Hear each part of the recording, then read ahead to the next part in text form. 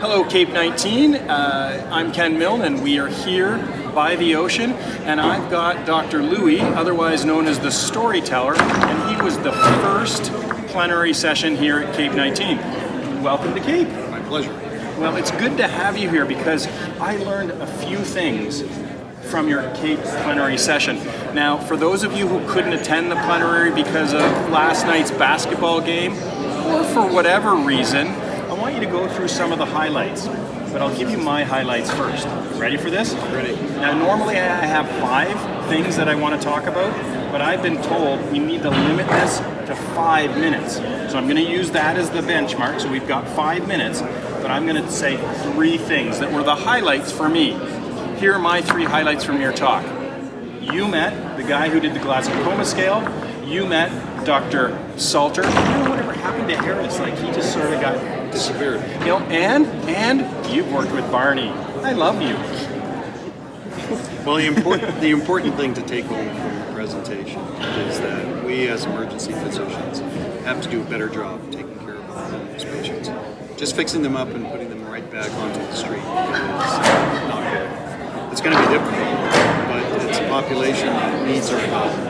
We got to rise up to the challenge of meeting their needs in a big way. You know, if any sort of segment of the healthcare industry is poised to help homeless people, I think it's emergency physicians and emergency healthcare providers. I mean, we are the front line and we are the last line in defense, and it's a key social determinant of health.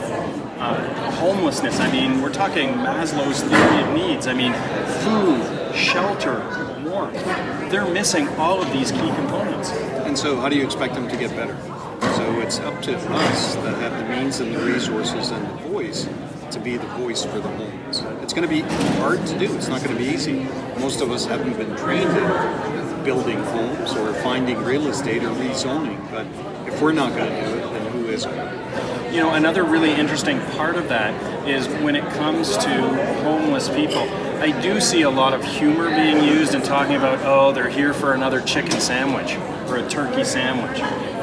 You know, it is so important if we just break bread with patients, listen to patients, and give them a smile.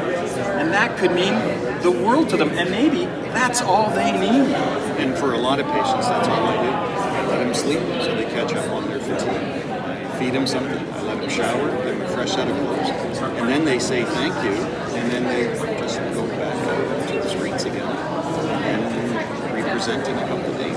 Well, one of the definitions of insanity is doing the same thing over and over again and expecting a different outcome. So we need to do something different when it comes to our homeless population. We need to reach out beyond the walls of our emergency department and get out there so we don't just continue this cycle, because we have follow-up clinics for ICU patients, for trauma patients, for all sorts of medical conditions. But do we have anything for homeless people to go back to?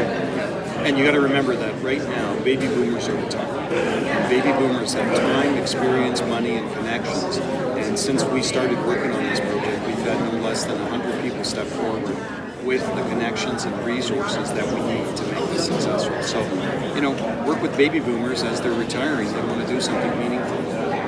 You know, I'm feeling something well up in my chest, and it's just a statement of, yes, we can. Yes, we can address this homeless patient population and make a difference.